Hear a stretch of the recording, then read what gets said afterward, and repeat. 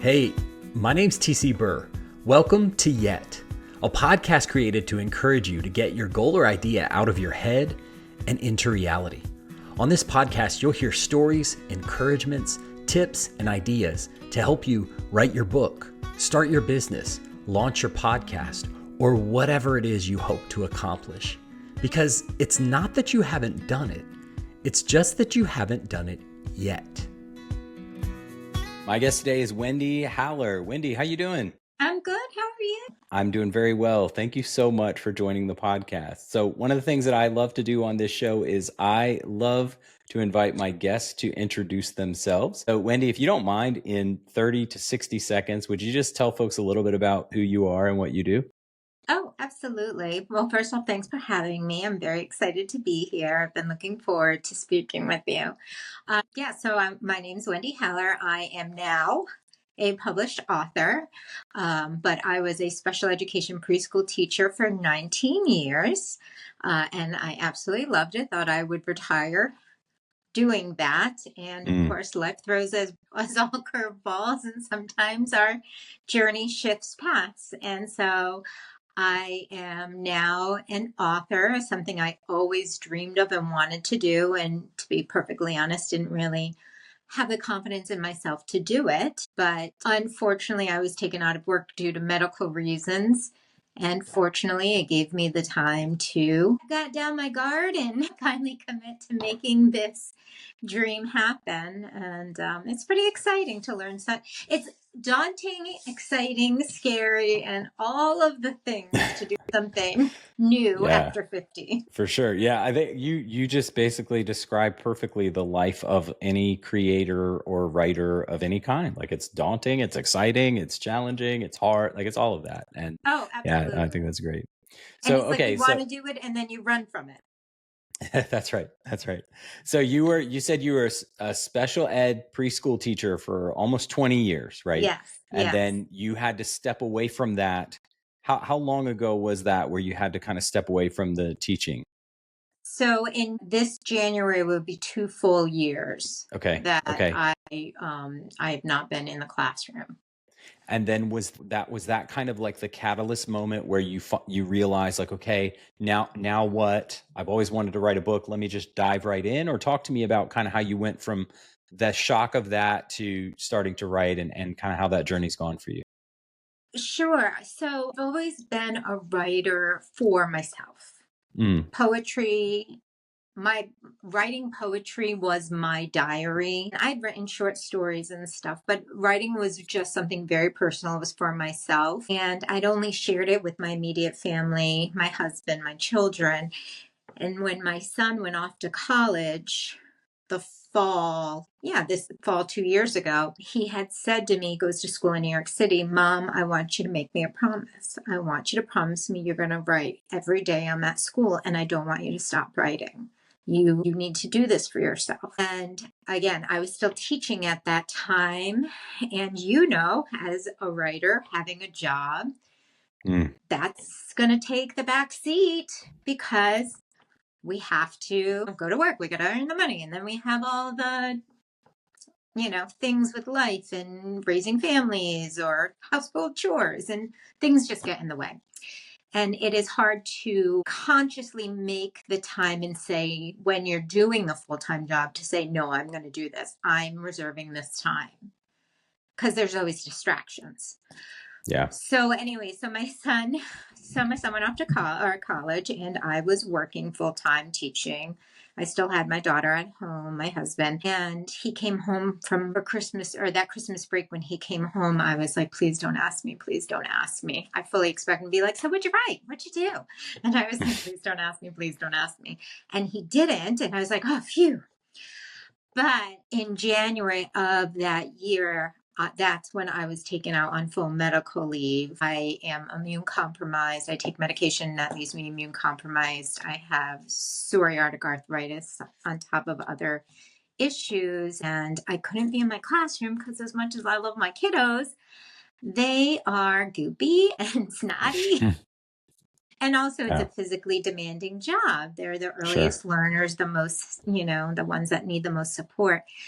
And so I had probably about a month of kind of a pity party, a little depression, feeling sad that I wasn't in the classroom and I couldn't be there for my students since I'd already had them for a half a year. But then I woke up one morning and I was like, okay, I can either sit here and feel sorry for myself, and what is that going to do? Or I can finally bring this promise to fruition that I gave to my or made to my son, and finally do something that I've always wanted to do, because now I have the time. I'm home and I really can't go out many places because I'm immune compromised. And so that's kind of where the writing career started. And again, it's something I always dreamed of doing, and I'd never had the confidence in myself to bring it to the forefront and really put it out there publicly. I loved writing, but it is very vulnerable. You put your words, your heart, whatever it may be, your story, your poetry, your art out there for the world to see. But again, I made a promise to my son. And so once I got started gathering all my poems from the last 30 years, and I just kind of realized, I'm like, oh my goodness, this is like my poetic memoir. This is my life. This is my stages from those late teens, early 20s of who am I, where do I belong in this world, to now I'm 50 and I'm like, this is me. This is me. This is what you got, And there's a lot of growth that happens in that journey of trying to figure out who you are. Because as you know, and everyone knows, we as children, as teenagers, our moral foundations are a lot of our beliefs, our systems are learned from our parents, from our environment. And then it's like you get out into the world and it's like, I can decide now. And it's like, do I really feel that way? Do I really believe that? Is that what I want to do? Is that, it's like those parents that are like, you're going to be a lawyer or a doctor. It's like, do I really want that though? Do I want to do that? So it was kind of the same journey for me. And then so then I published my poetry book. So that was January, the end of January.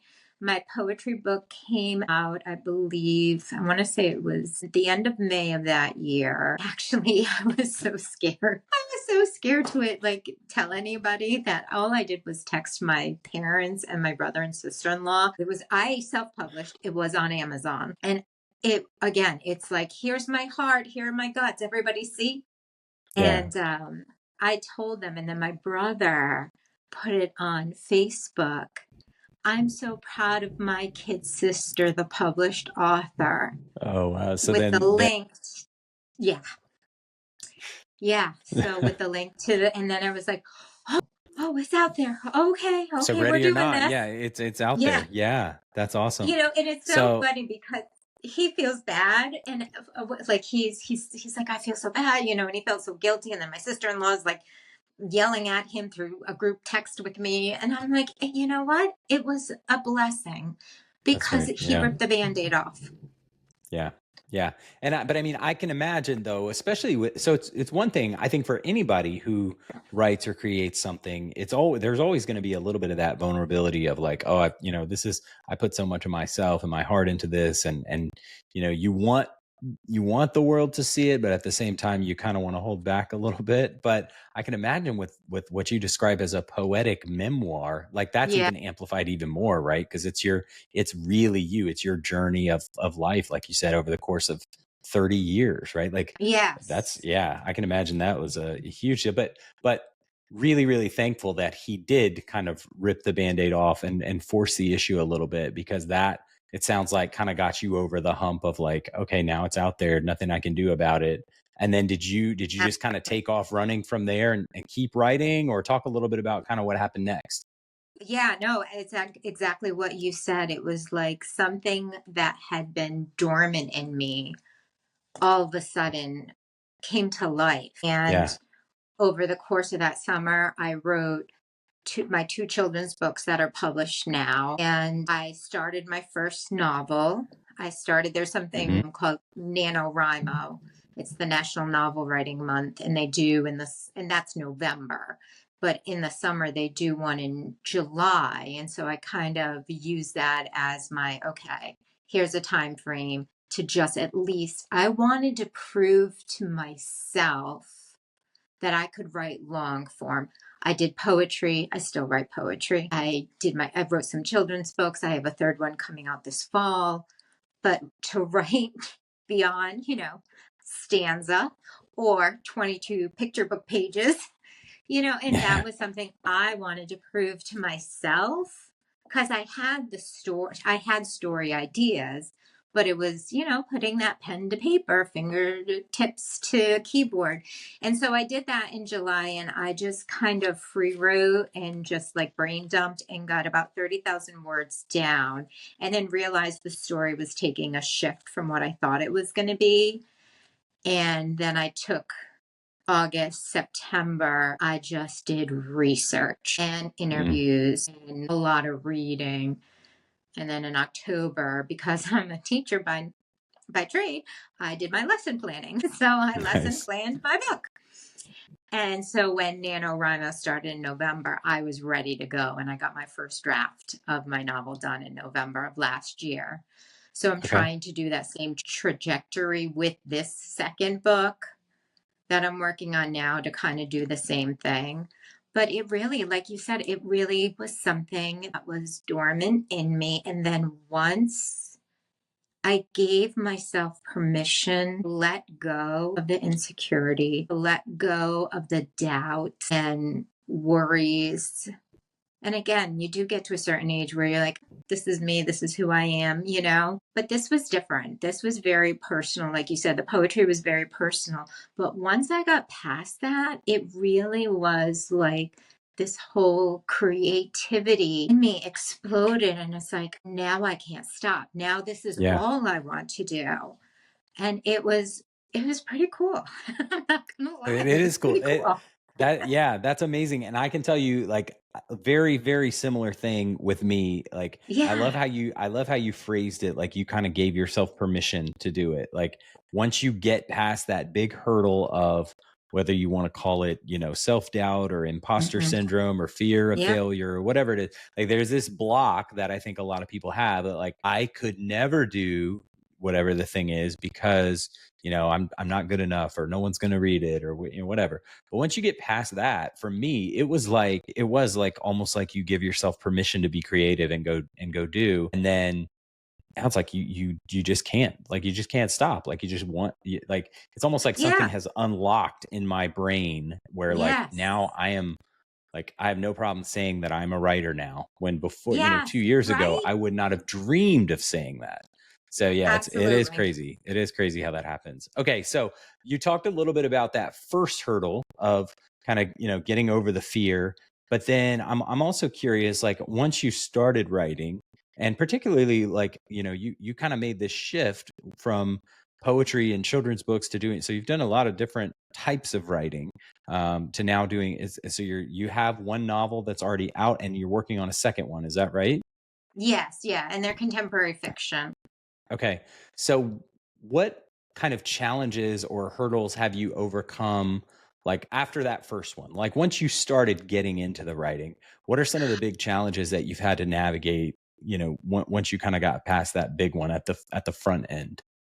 The biggest thing I think was worrying about word count, Mm, worrying about how many pages. It's just because I wasn't used to writing long form. yeah. I researched on just who I am. I researched online, like how many words should be in a women's fiction or contemporary fiction or whatever. And it was like 75 to 80,000. So as I'm writing, I just kept looking at the word count, looking at how many chapters I had. And like, I've learned to let that go, especially through all the drafts I did with my first novel, to just focus on the story. Yeah. Focus on making it complete, making sure every character's story is told.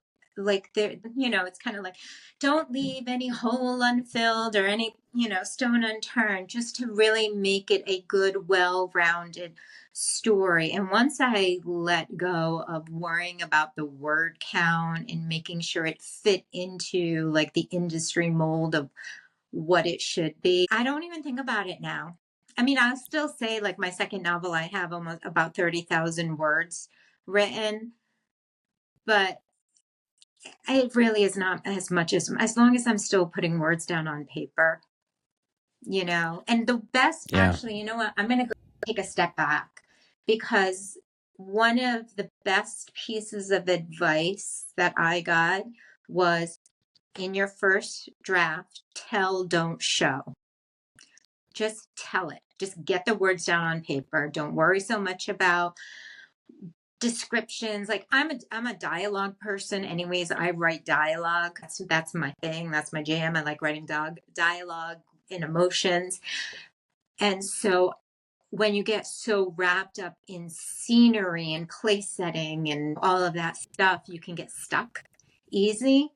And so first draft, tell, don't show. Second draft, show, don't tell. So you're kind of filling in the gaps. And Okay. maybe if you're a writer that is more gravitates towards description and not as dialogue heavy, maybe you do the opposite. I don't know, but it is making it easier this time around. So it sounds like, if I could do an analogy, it sounds like almost like the way that you approach writing with that perspective of tell, don't show, and then the second round you're kind of almost like filling in some of the show detail. Yeah. To me it sounds like it's not like you're necessarily writing the whole story and then trying to change the story and make tweaks to the story. It's almost like I picture your process. It sounds like almost like coats of paint. Like you put that first coat on to get the the details and the dialogue and all that, and then the next coat you kind of add some depth and color and fill in the gap. Like, so that's an interesting That is, perspective. I've never heard that. yeah, and But that's a yeah, that's beautiful analogy. It is a beautiful analogy. And even when I went through six drafts, six of my own times drafts of my book before I sent it to my editor. okay. She did two sweeps. Even she did the first one, and she put in her little comments of where she would say, show me, show me, show me. Like I said, I'm a dialogue person. So and I learned so much from her, and this is what I love about this as well, is I feel like, I don't know, I was a teacher for 19 years. I'm getting to learn something new and something I Yeah. can find a new passion for. And once I got into the groove of the showing, and she kind of helped me look at it from a different perspective. She said, you know this story so well that you're seeing, as you're reading the words, you're seeing the movie in your head. She's like, I want to see that movie. Show me in words. So what you see in your head, she's like, describe it down on the paper. And so once I started doing that, I knew the second half of my book was much stronger than the first half, because I got to know my characters better. I knew the storyline better. I knew the environment. I was like in their world by the second half. So when I went back and was editing, each time I was improving and making the first half of the book so much stronger. So it was matching. For any of us that are readers, if we read like the first chapter and we're bored and we're not buying into the characters, we might not read the book. Yeah. Yeah. So it was such an amazing and beautiful learning time for me, growing as a writer, because it's been so long since I was a journalism major. So I did writing in college. My master's was in education. So I'm doing my degrees backwards right now. That's why I tell my parents I'm doing my degrees backwards. But it'd been a long time since I'd done that. So to work with someone who knew and could guide me in a loving, meaningful, way, she was brutally honest in a loving way.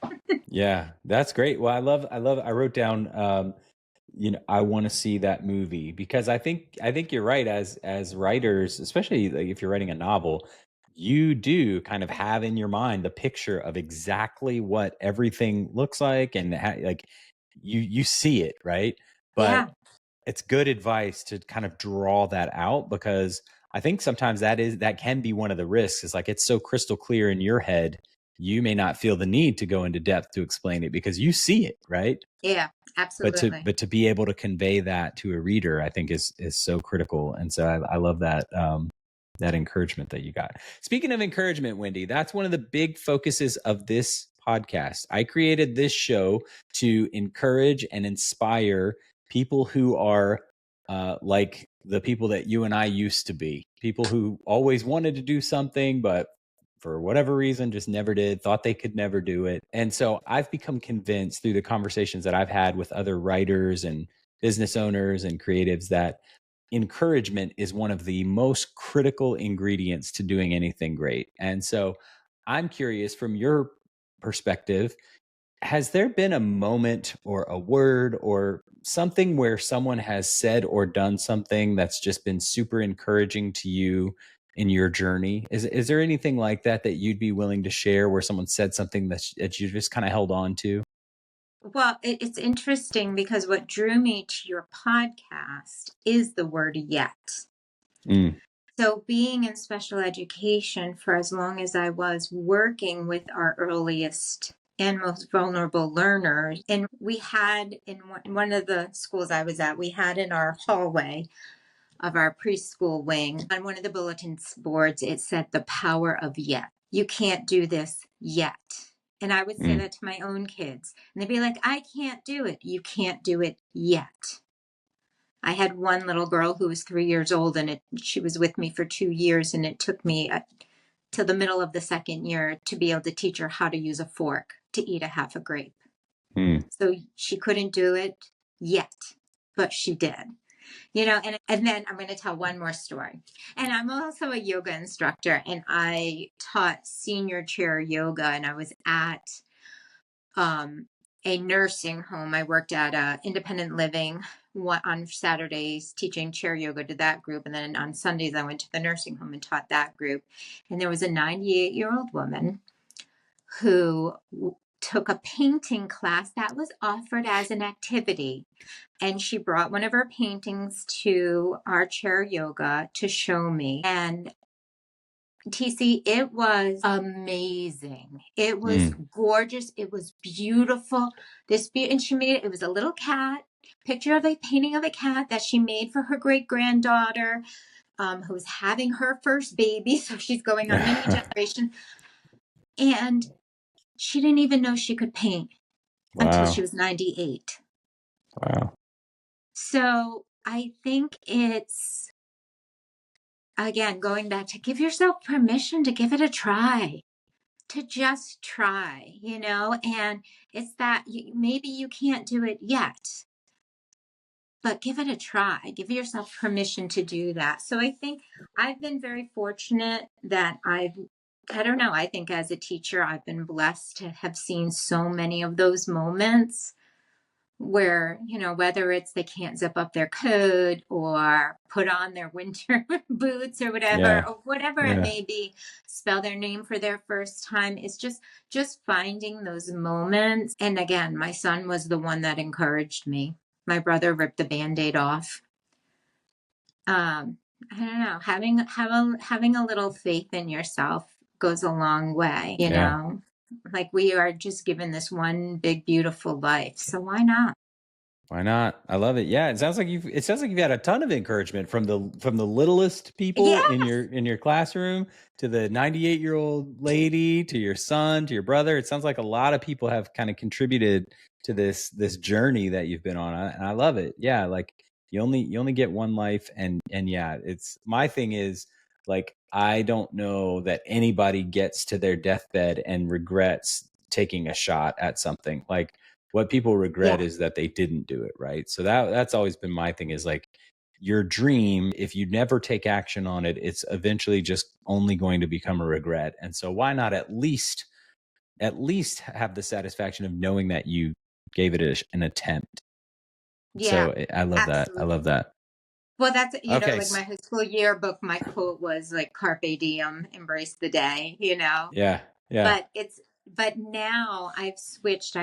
like my mantra for the longest time was trust the journey, trust the journey. I'm going to trust, this journey of life. And then I realized through my health issues and also this author journey that I've been on, that trust still has that little bit of fear. I'm going to trust the journey. There's still that little bit of fear in that word that makes you worry it might not happen. But if you embrace the journey, it's just kick back on that surfboard and just ride the wave. Just embrace it. Just go with the journey and embrace it wherever it takes you. We're all going to have obstacles that are going to come in our way. But if I hadn't gotten sick and if I hadn't been taken out of work, I wouldn't have published. I'm running out of four, and I'll have 5 this fall books within less than 2 years. That's amazing. Yeah. So embrace the journey. I love it. Embrace the journey. You never know where it'll lead. That's right. Okay. So are there any, as you've gotten into writing, have there been any resources that have helped you? So think like books, podcasts, courses, any resources that you would point people to if they're kind of just starting out and thinking, I just need some help. I don't know what I'm doing. Like if you've used any of those, what are some of those things that have helped you? I would say the biggest help that I've had is my community. I sought out an author community. There's communities for everything. Again, I'm a yoga instructor. I have a beautiful yoga community, whether it's students or fellow teach a writing community. And I found a writing group at my local library. I took some workshops online and met some people through the workshops. Now we have an accountability group that we meet every Wednesday. And then my state, they have something called the Connecticut Association of Authors and Publishers. And they meet once a month, and I went, and I don't get to make every single meeting, but it's a community and everybody supports each other. And that's what's beautiful about it, is there's room in this, especially this career, there's room for everybody, because once you read a book, you're ready for another one. That's right. And everybody likes different genres. And if you like a book, you're going to recommend it. But I would say the biggest resource for me has been my community. The people in my community have become my friends, my mentors. Even on Facebook, I have some writing groups on Facebook, author groups. That's where I found both of my editors. My poetry editor I found in a Facebook group. My novel writing editor I found in a Facebook group.